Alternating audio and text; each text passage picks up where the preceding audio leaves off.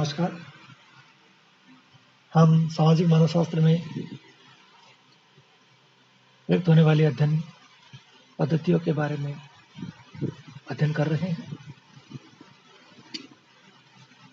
आज हम जिस अध्ययन पद्धति का अध्ययन करेंगे उसका नाम है उद्विकासीय पद्धति। तो आज का हमारा टॉपिक है उद्विकासीय पद्धति।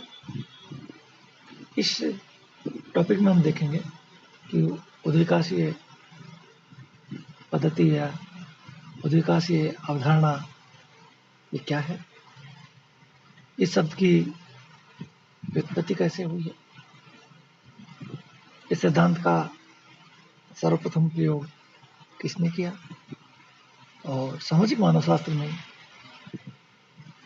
इस पद्धति का प्रयोग किन विद्वानों ने और कैसे किया है, इस सब का अध्ययन हम इस टॉपिक के अंतर्गत करेंगे।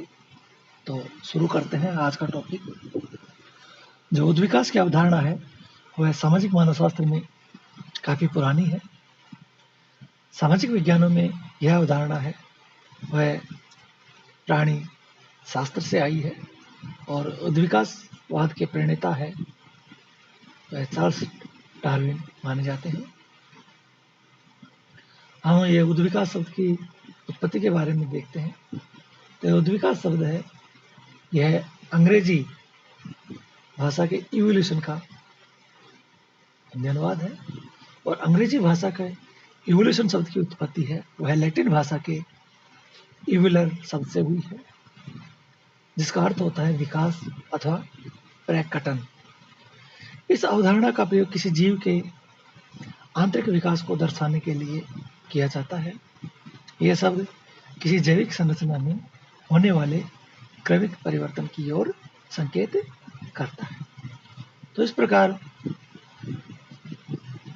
हमने जाना कि जो उद्विकास शब्द है या जो इवोल्यूशन शब्द है वह मूल रूप से लैटिन भाषा है उससे आया है और यह जैविक संरचना में होने वाले जो क्रमिक परिवर्तन है, सुखद परिवर्तन है, उनकी ओर संकेत यह करता है। तो 1859 में डार्विन की पुस्तक ओरिजिन ऑफ स्पीसीज के प्रकाशित होने के साथ ही एक विकासवाद की लहर सी आ गई।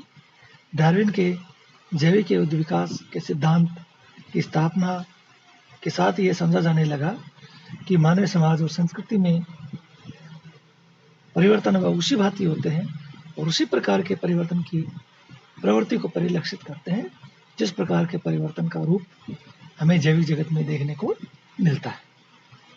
और ये माने जाने लगा कि समाज और संस्कृति का भी जैविकीय तथा स्वाभाविक विकास के नियम लागू होते हैं। तो इस प्रकार से जैविक उद्विकास के सिद्धांत में ही प्रत्यक्ष सामाजिक उद्विकास की विचारधारा को जन्म दिया है। और डार्विन की उद्विकास प्राकृतिक वर्ण तथा योग्यतम की उत्तरजीविता की अवधारणाओं का प्रयोग समाज के विकास पर भी चरितार्थ किया गया।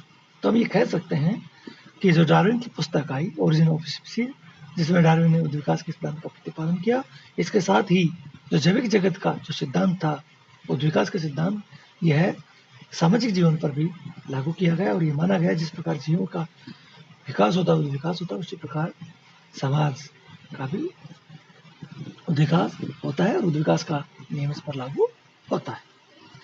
डार्विन के प्राणीशास्त्रीय उद्विकास को सामाजिक जीवन पर चरितार्थ करने का श्रेय है। अर्थात जो प्राणी डार्विन ने ये उद्विकास का सिद्धांत है वो प्राणियों पर लागू किया था और इस सिद्धांत को सामाजिक जीवन पर लागू करने वाले जो विद्वान उनका नाम है हर्बर्ट स्पेंसर है। ऐसा माना जाता है कि उन्होंने ही इस जैविक सिद्धांत को प्राणी सिद्धांत को मानव समाज पर लागू किया, सामाजिक विज्ञानों में उसका प्रयोग किया है। स्पेंसर ने अपनी पुस्तक सोशल स्टैटिक्स तथा इसके पश्चात उनकी दूसरी पुस्तक आई थी प्रिंसिपल ऑफ सोशियोलॉजी, उसमें समाज और जीव तथा सामाजिक विकास व जैविक विकास है उसके मध्य एक सादृश्यता स्थापित करने का प्रयास किया, दोनों में इनमें समानता दर्शाने का प्रयास किया है। सबसे पहले स्पेंसर ने ही जैविक के जो सिद्धांत है, जो विकास का सिद्धांत है, उसको एक समाज के सिद्धांत के रूप में लागू करने का प्रयास किया। स्पेंसर के अनुसार समाजों का विकास भी उसी भांति होता है, उसी प्रकार से होता है जिस प्रकार की प्राणियों का होता है। अर्थात दोनों ही, चाहे सामाजिक जगत हो या प्राणी जगत हो, विकास की प्रक्रिया के नियम के द्वारा ही परिचालित संचालित होते हैं। तो इस प्रकार उद्विकास की अवधारणा को सामाजिक विज्ञानों में प्रयोग करने का श्रेय हम हर्बर्ट स्पेंसर को देंगे, और हर्बर्ट स्पेंसर ने ही उद्विकास का जो सिद्धांत है वह सामाजिक विज्ञानों में प्रयोग किया। उद्विकास की इस अवधारणा से क्या तात्पर्य? उद्विकास की अवधारणा से यह तात्पर्य है कि प्रत्येक पदार्थ प्रारंभ में एक अनिश्चित रूप से असंबद्ध भागों से बना होता है, परंतु धीरे धीरे उसके भिन्न भिन्न भाग होने लगते हैं, और इस परिवर्तन के साथ साथ उस पदार्थ की गति जो उसके साथ साथ होती रहती है वह भी परिवर्तित होती रहती है। इस प्रकार सामाजिक उद्विकास के बारे में जब उद्विकास की इस धारणा को लेकर सोचते हैं तो इस निष्कर्ष पर पहुंचते हैं कि प्रारंभ में समाज के विभिन्न असंबद्ध भाग आपस में जुड़े रहते हैं। ठीक उसी प्रकार जिस प्रकार एक आदिम समाज में आर्थिक, राजनीतिक, धार्मिक तथा सामाजिक कार्यों के विशेषीकरण नहीं होते हैं और वे केवल आपस में मिले रहते हैं, आपस में जुड़े रहते हैं। धीरे धीरे इन विभिन्न भागों में विभाजन होना प्रारंभ हो जाता है, और तब हम समाज के प्रत्येक भाग के कार्यों को अलग अलग स्पष्ट कर देते हैं। इन विभिन्न भागों के लिए विभिन्न समूह, समितियों एवं संस्थाओं का जन्म हो जाता है। तो हम ये कह सकते हैं कि प्रारंभ में है वो श्रम का विभाजन नहीं था, कार्यों का विभाजन नहीं था, तो सभी आपस में असंबद्ध रूप से जुड़े हुए थे।